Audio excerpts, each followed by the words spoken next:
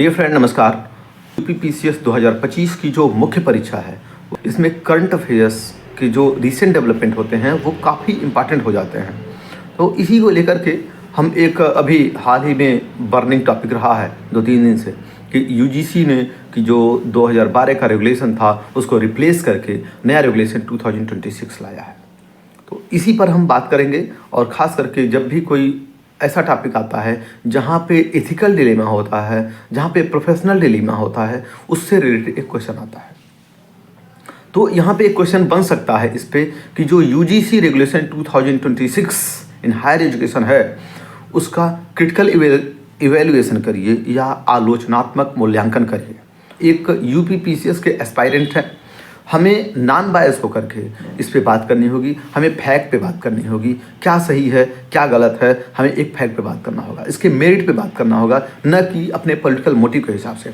सबसे पहले हमें नौकरी मिल जाए, हम बिना देरी किए हुए हम इस क्वेश्चन को या इस जो यूजीसी का मैटर है आप सभी लोग बहुत अच्छी तरह जानते होंगे, इसको हम क्वेश्चन के रूप में एक आंसर कैसे बनेगा उसके रूप में हम इसको यहाँ पे एक्सप्लेन करेंगे। सबसे पहले इसका नाम ही अगर देख लें तो ये नाम था इसका यूजीसी ब्रैकेट में promotion of equity in higher education institutions regulation 2026। ठीक है, तो जब हम इंट्रोडक्शन लिखेंगे पहली बात तो हमारा इंट्रोडक्शन 15 से 20 वर्ड से ज़्यादा नहीं होगा। तो सिंपल इंट्रोडक्शन हमारा क्या होना चाहिए कि यूजीसी रेगुलेशन 2026 जो कि रेगुलेशन 2012 को रिप्लेस करने के लिए लाया गया क्योंकि यह इनइफेक्टिव था। सिंपल इतना लिख देंगे वो हमारा या तो ये कर सकते हैं कि यूजीसी ने जो उच्च शिक्षण संस्थान है उसमें समानता को बढ़ाने के लिए इसको और इंक्लूसिव करने के लिए एक नया रेगुलेशन लाया है जिसको कि UGC promotion of equity in higher education institution regulation 2026 कहते हैं। इंट्रोडक्शन के बाद मैं हमेशा अपने आंसर में बताता हूं कि हमें एक माइक्रो डायग्राम हमारे पास होना चाहिए। तो माइक्रो डायग्राम करके अगर हम देखें ये कॉपी है तो यहाँ पे हम ऐसे करें और यहाँ पे लिख दें यूजीसी। देखिए यूजीसी के बारे में नहीं पूछा है तो जो नहीं पूछा होता है अगर उससे रिलेटेड चीज़ें होती हैं तो हमें इस एक्ट का लिखेंगे critical evaluation of UGC regulation 2026 ये हमारा हेडिंग होना चाहिए।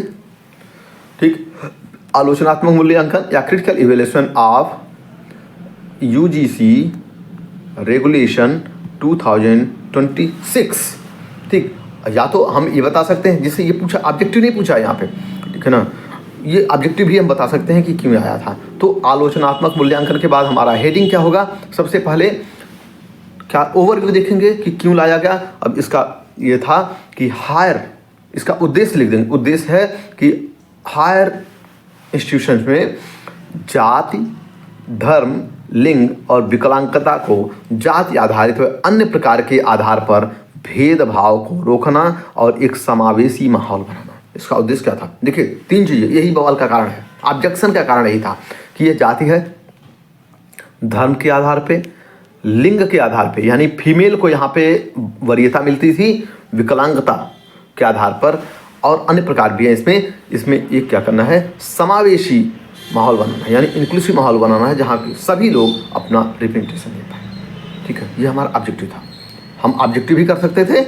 फिर उसके बाद प्रमुख प्रावधान, अब इंट्रोडक्शन में भी इसी को लिख सकते थे। इंट्रोडक्शन में बताया कि वो क्या था, क्यों आया था, 2012 को रिप्लेस करने के लिए आया था। और यहाँ पे क्या बता सकते हैं, या तो फिर हम उद्देश्य बता सकते थे कि हायर इंस्टीट्यूशंस में, उच्च शिक्षण संस्थानों में जाति, धर्म, लिंग, विकलांगता के आधार पर भेदभाव रोकना और इंक्लूसिव माहौल को तैयार करना। सिंपल, ये 2 चीज़ें इंट्रोडक्शन हो सकती थी, कोई एक 15 से 20 वर्ड में। अब हम जब आएंगे क्रिटिकल इवेल्युएशन में ये चीज़ें नहीं लिखेंगे क्योंकि हमारे पास टाइम नहीं होता। अगर 8 नंबर में नहीं लिख सकते हैं, अगर 12 मार्क का यानी 200 वर्ड में है तो उसको हमें लिखना होगा। ठीक, अब देखते हैं इसके प्रावधान क्या क्या हैं। तो इक्वल अपॉर्चुनिटी सेल बनेगी। इसके लिए जब इंक्लूसिव कैसे बनाएंगे, एक हमारे पास बॉडी होगी, एक सिस्टम होगा। उस सिस्टम को बनाने के लिए हम यहाँ 4 चीज़ों को देखेंगे। पहला, इक्वल अपॉर्चुनिटी सेल बनेगी। हर कॉलेज में, हर यूनिवर्सिटी में एक इक्वल अपॉर्चुनिटी सेल होगी और वह अनिवार्य है। 2012 में ऐसी थी लेकिन काम नहीं करती थी। ठीक है, दूसरा, इक्विटी कमेटी बनेगी। इक्वल अपॉर्चुनिटी सेल बनेगी, फिर उसके बाद इक्विटी कमेटी बनेगी। उसमें होगा क्या, देखिए यहीं से ऑब्जेक्शन आता है। संस्थान के प्रमुख यानी हेड जो होंगे, यानी जो प्रिंसिपल होंगे यानी वीसी होंगे, वाइस चांसलर या जो प्राचार्य होंगे डिग्री कॉलेज के वो उसके हेड होंगे। वीसी या प्रिंसिपल होंगे, उनकी अध्यक्षता होगी, वो हेड होंगे। जिसमें अब देखिए ये जो लिख दिया गया, जिसमें एससी, एसटी, ओबीसी, महिला और पीडब्ल्यूडी यानी विकलांग श्रेणियों का प्रतिनिधित्व अनिवार्य है, ये जो अनिवार्य लिख दिया गया ना वर्ड, ये ऑब्जेक्शन का कारण था। ठीक है, तो आप लिखेंगे इसमें एससी, एसटी, ओबीसी, महिला और पीडब्ल्यूडी यानी जो 5 लोग हैं इनका होना अनिवार्य है। हेड होंगे, अध्यक्ष होंगे, ठीक है, उनके बाद नहीं बताया गया, लेकिन एससी, एसटी, ओबीसी और पीडब्ल्यूडी होना जरूरी है। ठीक है, स्ट्रिक्ट टाइमिंग दे दिया गया, इसको इम्प्लीमेंट करने के लिए स्ट्रिक्ट टाइमिंग दे दिया गया कि 24 शिकायत मिली, 24 घंटे के भीतर आपको कमेटी की बैठक करनी होगी, 15 दिन के अंदर इसमें रिपोर्ट देनी होगी और 7 दिनों के अंदर कार्रवाई अनिवार्य की जाएगी। तो हमने क्या चीज़ देखी, 24 घंटे, 15 दिन और 15 दिन में रिपोर्ट और उसके बाद 7 दिन में कार्रवाई करनी ही होगी। ये भी एक ऑब्जेक्शन का मेन कारण है। ठीक है, अब रिस्पॉन्सिबिलिटी की बात आती है, ठीक है ना। रिस्पॉन्सिबिलिटी यानी रिस्पॉन्सिबिलिटी किसकी होगी, जवाबदेही किसकी होगी, अकाउंटेबिलिटी किसकी होगी। अकाउंटेबिलिटी अगर भेदभाव हुआ है तो सीधी जिम्मेदारी किसकी होगी, जो वीसी होंगे या प्राचार्य होंगे, हेड ऑफ इंस्टीट्यूशन की होगी। तो 4 चीज़ें, इक्वल अपॉर्चुनिटी सेल बनेगी, इक्विटी कमेटी बनेगी जिसमें 5 लोग होंगे, एससी, एसटी, ओबीसी, महिला और पीडब्ल्यूडी। ठीक है ना, ये हो गए। और इसका स्ट्रिक्ट टाइमिंग दे दिया गया है कि आपको करना ही होगा। यही 2012 में नहीं था कि 24 घंटे के भीतर कमेटी की बैठक हो जाएगी, 15 दिन के अंदर रिपोर्ट दे देंगे और उसके बाद 7 दिन के अंदर उनकी कार्रवाई निश्चित रूप से करनी ही होगी। अगर नहीं करेंगे तो यूजीसी उनके ऊपर स्ट्रिक्ट एक्शन लेगी। फिर अकाउंटेबिलिटी की, अकाउंटेबल किसको बनाया गया है, जो हेड ऑफ इंस्टीट्यूशन है यानी वीसी या प्राचार्य होंगे। ठीक है, यहाँ पे बाध्य हो जाएंगे उस पर एक्शन लेने के लिए, अब वो चाहे गलत हो या सही हो। ठीक है, अब आते हैं, हमने ऑब्जेक्टिव देख लिया, उसके प्रावधान क्या क्या चीज़ें थी। अब देखते हैं आलोचनात्मक मूल्यांकन क्या है।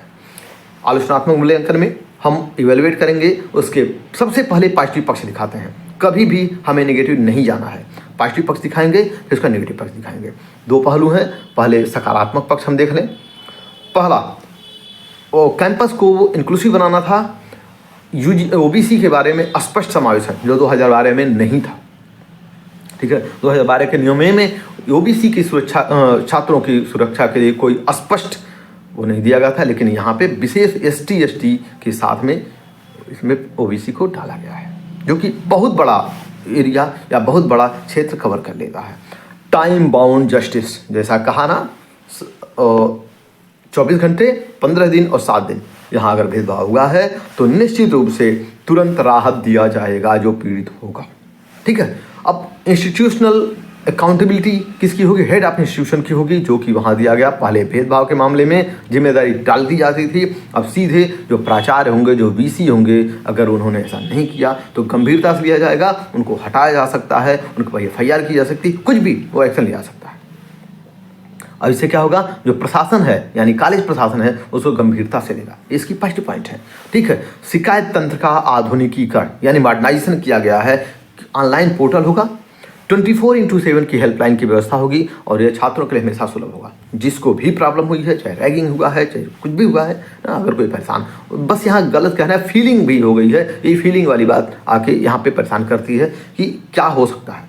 24/7 आप ऑनलाइन कंप्लेन करेंगे, कंप्लेन आने के बाद 24 घंटे के अंदर कमेटी की बैठक हो जाएगी, 15 दिन में रिपोर्ट देगी, 7 दिन में वो कहते हैं कार्रवाई कर देगी।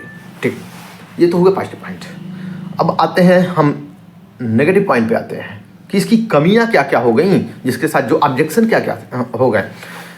यही वह बिंदु हैं, यही वो पॉइंट हैं जिसके कारण सुप्रीम कोर्ट खूब विरोध हुआ, सुप्रीम कोर्ट में याचिका दायर हुई। यहाँ पे हम सवर्ण वर्ड लिखेंगे नहीं, यहाँ एक दूसरे समाज का ये लिख सकते हैं, यहाँ पे इसका विरोध भी हुआ। ऐसा नहीं कि सिर्फ सवर्णों ने विरोध किया, कुछ ओबीसी हैं उन्होंने भी विरोध किया हुआ इस चीज़ का। ठीक है, एक तो इसका पहला पॉइंट क्या था, एक तरफा प्रतिनिधित्व यानी जो रिप्रेजेंटेशन है, यानी 3C, जो 3C था वहाँ जो लिख दिया गया ना, सिर्फ 4 लोगों 5 लोगों के बारे में, वही गलत हुआ। ठीक है ना, अगर सिंपल सी बात है, जांच कर दिया था, फीमेल कर दिया था तो सभी लोग उसमें शामिल हो जाते तो वो इंक्लूसिव होता, लेकिन जो मेन ऑब्जेक्टिव है वो इंक्लूसिव हो ही नहीं पाया, ये हम नेगेटिव बताएंगे। रेगुलेशन में ये कहा गया कि जो इक्विटी कमेटी बनेगी, SC ST OBC women PWD के सदस्य अनिवार्य होंगे। ये चीज़ यहाँ पे लोगों को ऑब्जेक्शनेबल लगा। अब लोग जो तर्क दे रहे हैं कि हेड जो होगा वो निश्चित रूप से वो क्या कहते हैं जनरल होता है, तो ये कहा नहीं जा सकता है। ये कहा हाँ मोस्ट प्रोबेबली जनरल होता है, समण होता है, लेकिन ये कहा नहीं सकता है कि वह जनरल ही होगा, क्योंकि ऐसा नहीं हर जगह है। ठीक है, और रूल तो रूल होता है, रूल जो नेचुरल जस्टिस ऑफ लॉ होता है उसको फॉलो करना चाहिए। ठीक है, आलोचना क्या है, इसमें अनारक्षित वर्ग के प्रतिनिधित्व की बात को स्पष्ट नहीं किया गया है। जो इसके आलोचना करने वाले हैं, जो इसका विरोध करने वाले हैं, वो कहते हैं कि शिकायतकर्ता तो जनरल होगा और आरोपी रिजर्व कैटेगरी का है, तो कमेटी जो बनेगी उसमें सारे रिजर्व कैटेगरी के होंगे, तो निश्चित रूप से पक्षधर हो जाएंगे एक पक्ष के, और यहाँ पे बायसनेस हो जाएगी। ये बायसनेस की जो बात आती है, पोटेंशियल बायसनेस, निश्चित रूप से एक ही पक्ष का वो फैसला ले लेंगे और उनको टाइम से रिपोर्ट भी देना है।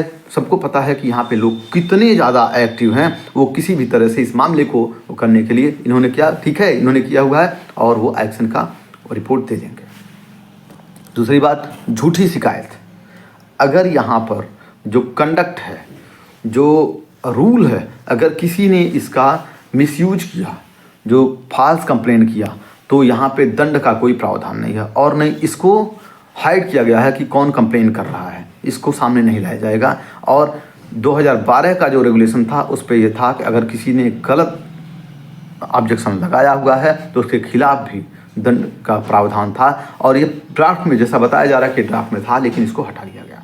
ठीक है, आलोचना क्या है इसके बारे में कि आपसी रंजिश होगी और बहुत सारे केसेस ऐसे आए हैं कि एक दूसरे की बाहर लड़ाई होगी और वो आके यहाँ पे कंप्लेन कर देगा कि इन्होंने मुझे ऐसे कहा है, और उसका तुरंत उस स्टूडेंट के ऊपर एक्शन हो जाएगा। मान लीजिए किसी का एग्ज़ाम 15 दिन बाद बचा हुआ है और किसी की उससे बनती नहीं है, वो अच्छा मेरिटोरियस स्टूडेंट है, उसके खिलाफ कंप्लेन होगी, तो वो इधर उधर कमेटी भागेगा और कोर्ट भागेगा, उसका करियर चौपट हो जाएगा, वो फेल हो जाएगा, उसका नंबर कम हो जाएगा वहाँ पे। ये इसका आलोचना है। व्यवहारात्मक यानी जो इम्प्लीमेंटेशन चैलेंजेस है कि इम्प्लीमेंट कैसे होगा।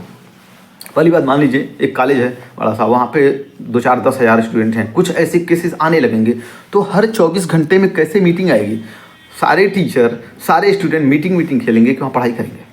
तो ये चीज़ है, तो ये सिर्फ शिकायत निवारण केंद्र बन जाएगा, रिड्रेसल सिस्टम बन जाएगा, बाकी पढ़ाई खत्म हो जाएगी। यानी विश्वविद्यालय, जो बड़े बड़े विश्वविद्यालय हैं, वहाँ हज़ारों छात्र हैं, यहाँ पे VC जो होंगे ना, वो कोई और काम कर ही नहीं पाएंगे। उनको तो सिर्फ ये जो क्या कहते हैं इक्विटी कमेटी है उसकी मीटिंग में ही वो फंसे रह जाएंगे, तो ये भी प्रॉब्लम हो जाएगी।